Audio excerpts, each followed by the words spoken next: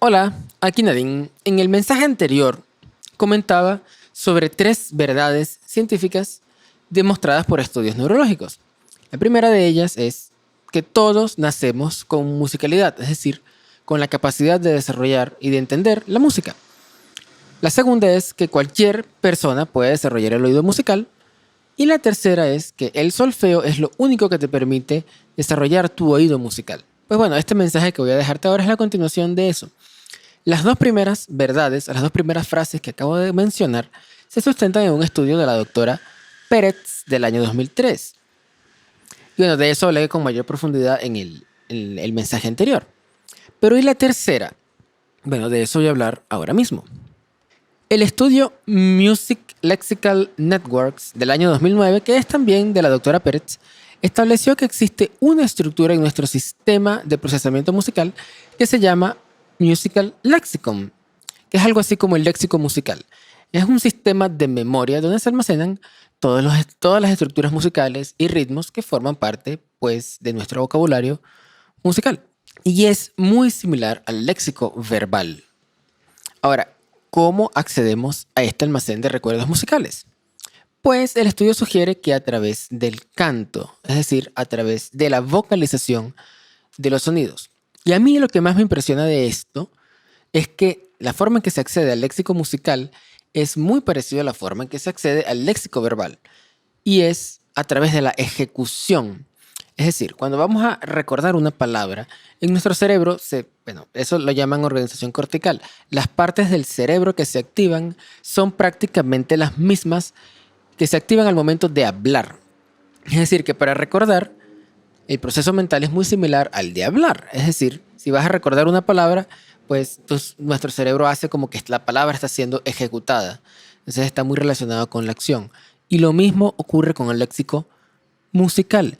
Para recordar una melodía o un ritmo o una estructura, pues las partes o áreas del cerebro que se activan son las mismas áreas que se activan al momento de cantar o de tararear o de llevar el ritmo con las manos. En fin, está muy ligado a la ejecución, es decir, a la acción.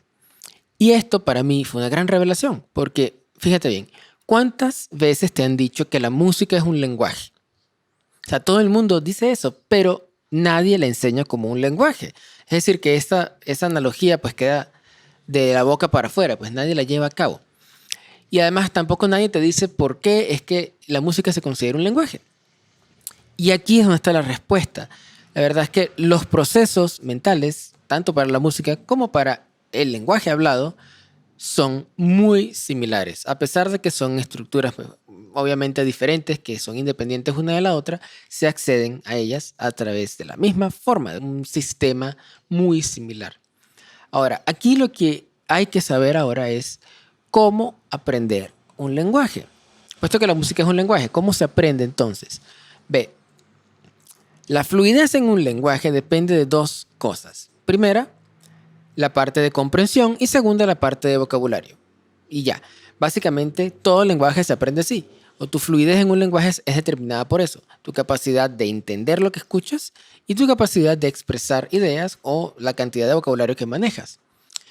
Y ya, todo lo demás sirve para refinar tu habilidad comunicativa, pero no es el grueso del lenguaje. Y con la música no es diferente. Ahora, ¿qué tiene que ver esto con el solfeo? Pues ve, el solfeo es prácticamente el habla.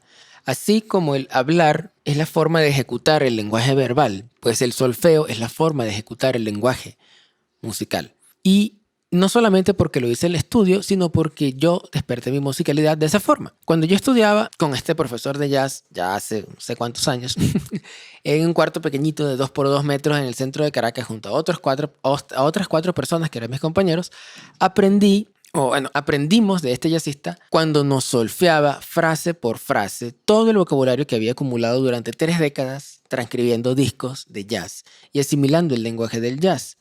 Y atención, cuando digo solfeo, no me refiero a leer notas en un papel, sino en el sentido del acto de bien entonar los sonidos. Las clases que yo veía eran así. Nuestro maestro recordaba frases musicales y las iba escribiendo en la pizarra. de memoria. Es decir, accedía a su léxico musical a través del solfeo. Él comenzaba a tararear y empezaba a recordar a través del solfeo cuáles eran las frases características que estábamos o que íbamos a estudiar en ese momento, en ese día. Y las iba transcribiendo así, de su vocabulario. Como quien recuerda algo que pasó y bueno, lo va contando, pues exactamente igual, pero a nivel musical.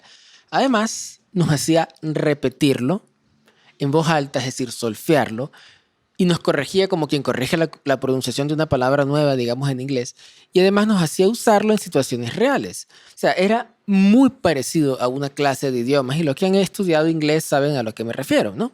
Ve, tanto a nivel popular como a nivel académico, la vocalización de los sonidos para expresar e entender ideas musicales complejas con exactitud es una habilidad que utiliza correctamente poquísima gente. Y esto siempre lo menciono. Leer y solfear no es lo mismo. Sí hay una relación, pero no es lo mismo. Muchos músicos populares tienen un excelente sentido del solfeo sin que eso se traduzca en una lectura perfecta. Y viceversa, un músico clásico puede tener una lectura aplicada al instrumento perfecta, pero eso no significa que esté solfeando. Recuerda que una partitura es un set de instrucciones, o sea, tú puedes seguir al pie de la letra en las instrucciones sin que eso se traduzca en sonidos en tu cabeza. Es como quien lee por leer y en realidad no comprende lo que está leyendo. Ahora, tengo una pregunta para ti. ¿Sabes lo que pasa en las escuelas de música tradicionales cuando un alumno no solfea entonadamente, cuando no puede entonar? Pues se obvia, eso es lo que pasa.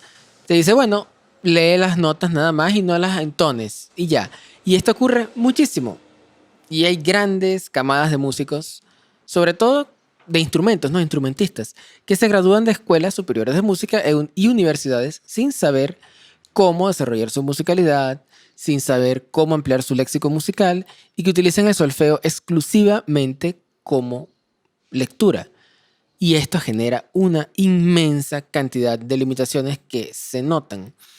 Y bueno, en el próximo mensaje, en el próximo video que haré, te contaré cómo superar esas limitaciones y cuáles son, además de cómo mejorar tu solfeo entonado, porque todo el mundo puede entonar, eso es posible, es una habilidad que se desarrolla, y cómo esto se traduce en mejoras en tu oído musical y en tu musicalidad en general. Claro, sé que estoy generalizando. Hay muchos músicos egresados de conservatorios y escuelas de música que sí son excelentes músicos, tienen excelente musicalidad y excelente sentido del solfeo. De hecho, yo me formé en un conservatorio, pero precisamente por eso es que sé que no todos los egresados de un conservatorio poseen estas habilidades. Gracias por escucharme, nos vemos en la próxima.